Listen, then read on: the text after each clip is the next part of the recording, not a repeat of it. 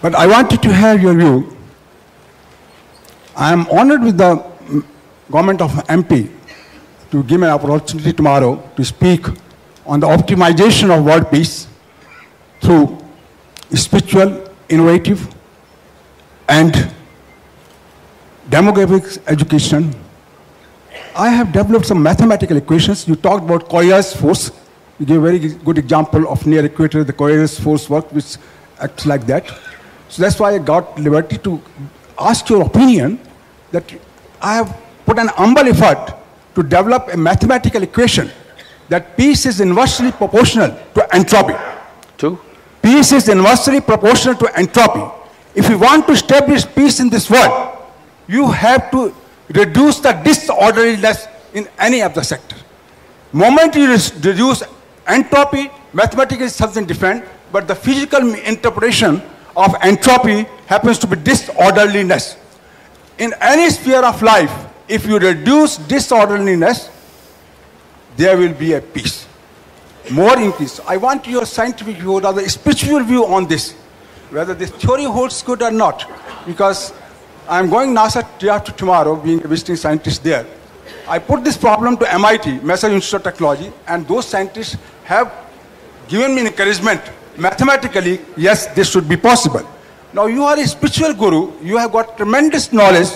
I want to know your view, how it can be proved on basis of spirituality that this should hold good.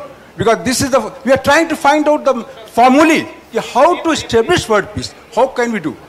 So this is what I want your view.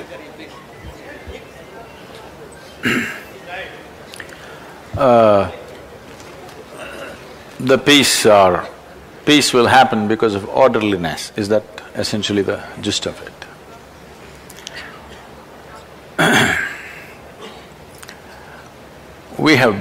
India has been a magnificent chaos, always, not today, always. Each person doing his own thing, everybody thinks he's a genius by himself, all right? And in the same house, 5 different people are worshipping 25 different gods. There is no order in anything, but there has been peace. In many ways, if you look back on the history of various regions of the planet, we've been probably the most peaceful people on the planet. This is not because of orderliness. This is because unless you can keep your mind peaceful, how can you keep your home peaceful, town peaceful, world peaceful? If your mind is in turmoil, everything is orderly, something crazy will happen. Something really crazy will happen.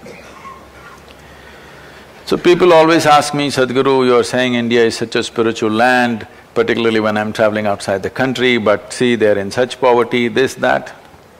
I tell them, you just come and see in India. For example, where our ashram is in Tamil Nadu, about 12 kilometers from the ashram there is a police station. Now they've upgraded it to 11 policemen. Earlier, all these years, it used to be 8 policemen. At any time, 3 or 4 will be on the leave. 1 sub-inspector and 12 policemen now. 3-4 will always be on leave. They have no vehicles. The sub-inspector has his own private Hero Honda. The others have bicycles. If you say a murder has happened, they will ask, should I really come? Anyway, the man is dead. Bring him here. I'm saying there's really no law enforcement. And people are not living in great comfort or something, they're living basic lives in the village. Ashram is there is another university, cars are going up and down, people are driving Mercedeses, BMWs up and down. These people are living in abject poverty. Nobody ever jumps on these people, kills them, takes what they have. It never happens. This is spirituality. If you remove the police in New York City for 3 days, whatever happens, in 2.5 to 3 minutes the police are there, armed police, not just police, always armed police. In spite of that, so much happens. You remove the police for 3 days in New York City, you will see what havoc will happen. So now peace is a consequence of how we are within ourselves. The essential fundamental of this culture has been simple aspects or simple tools of yoga have been introduced to every human being. How to sit, when you eat, how you should sit, when you do your puja, how you must sit, if you receive, how you must receive, if you give, how you must give. For everything there is an asana, a mudra, a particular pattern, even breath patterns were given for different activities, how to do. This is a distorted version of yoga which has happened over many millennia. Initially, proper yoga was taught to every human being at one time. Over millennia, because of invasions and various things, corrections did not happen, so distorted versions of yoga are happening. Even today, at least 70% of the Indians, without knowing what is yoga, they're practicing some simple form, at least the way they stand, the way they sit, they're doing some yoga. And this has made the difference, because your minds are peaceful, society is peaceful. Because what you call as society or the world is a larger manifestation of the human mind. If you do not know how to keep yourself peaceful, world peace, I've been to all those international peace conferences many times and I decided not to go about 6 years ago anymore because it's just talking shops. World peace, speeches are given and some people are bringing 50-page speech and reading it. Peace happens because everybody falls asleep.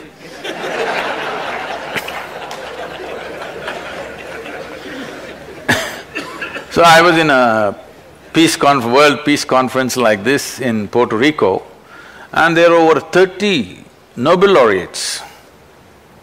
So all of them, they're talking about world peace. I just asked them a simple question. How many of you can put your hand on your heart and say that you are peaceful in your mind? If you don't know how to keep your mind peaceful, please don't talk about world peace. And this peace being the highest goal is essentially come to us from outside. We never thought this a big thing because to be peaceful is not the ultimate goal of your life.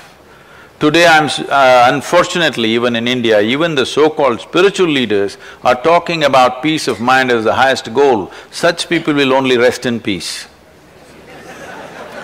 Because if you want to enjoy your dinner today, you must at least be peaceful, isn't it? Yes?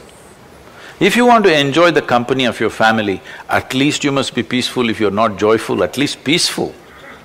If you want to enjoy the work that you're doing, you must be peaceful. Tell me, is this a fundamental requirement or is it the final goal of your life? It is the most fundamental requirement. Every animal is capable of this. As soon as their stomach is full, they sit there peacefully. Even a buffalo is able to do it. What is the problem with the human being? Because you have an intelligence that you do not know how to manage, that's your problem, isn't it? The problem is, you have an intelligence that you do not know how to manage. You do not know how to manage, as I said to the lady, that you have not read the user's manual. You've not paid attention to this one, that is the main problem. All kinds of things, whatever you're deprived of, rises to heaven. This happened to me, I was to speak in Tel Aviv a few years ago and I'm flying from Atlanta and flights are late. I'm to land there in the morning and speak at 6:30 in the evening, but I land there at 6 in the evening. So I quickly change in the airport and rush to the thing because in these 33 years I have not been late to a single appointment yet. I don't want to break that. So I rush to the place and I have been flying an American airline, so there's nothing edible on the plane, so I'm famished. And when I go there, I find that the venue of the talk is a restaurant. Life can't be better, isn't it? So I'm happy that it's a restaurant, at least you can smell the food. I have not eaten since early morning or the previous day. So I went there and people are already coming in and they're greeting me. One man comes and says, "Shalom." I asked him, what does it mean? He says, "This is the highest way of greeting." I said, that's your opinion, but what does it mean? He says, no, this is the highest way of greeting. All right, what does the word mean? He says, it means peace. Then I said, why would peace be the highest way of greeting unless you're born in Middle East? In South India, if you come up to me in the morning and say, peace, I will say, what's wrong with you? What's the matter today? So whatever you're deprived of will become the highest thing. Please don't make it the highest thing. Peace is not the highest goal. Happiness is not the highest goal. All these things, as a little child you were capable of it, isn't it so? Yes? This is not something that you achieve at the end of your life. This was the square one of your life. Unfortunately, most lives have moved backward, not forward. So, peace will come from orderliness? No. When people are peaceful, they can be any way and still be okay. When people are violent, order is needed. I must tell you this, one of the Kennedys, the Kennedy family, came to the ashram and they stayed for a month or so. Then he is a mad, passionate driver. He wants to drive. I said, if you drive, you will kill Indian people because many of them are checking their horoscopes every day on the street. Because their astrologer has told them you will live for 85 years, they want to check on the street. So they'll suddenly walk in, they'll suddenly fall under your wheels. You're supposed to do something and prove his horoscope right. So I said, this is not for you, this is not like America, just gassing up and going. This is different, you don't drive. He said, no, Sadhguru, I want to drive. Then we put an escort car for him and behind this car you drive. So he thoroughly enjoyed, he drove to Kerala, he drove to Goa, he went to Gujarat, Rajasthan, and then he left.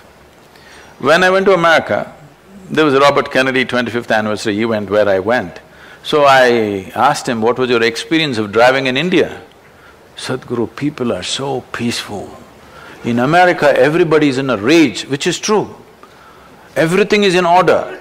If little go off the order, people will burst. You understand? The emotions will burst on the street just like that. Here, everybody is trying to get under your wheel. Still you are not because mind is peaceful, largely, outside is peaceful, not because of the order. But we will lose this. We will lose this in the coming years if we don't do the necessary work. We are still eating old food.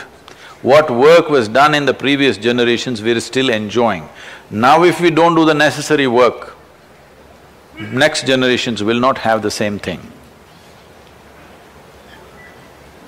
So is peace equivalent to order? Not at all.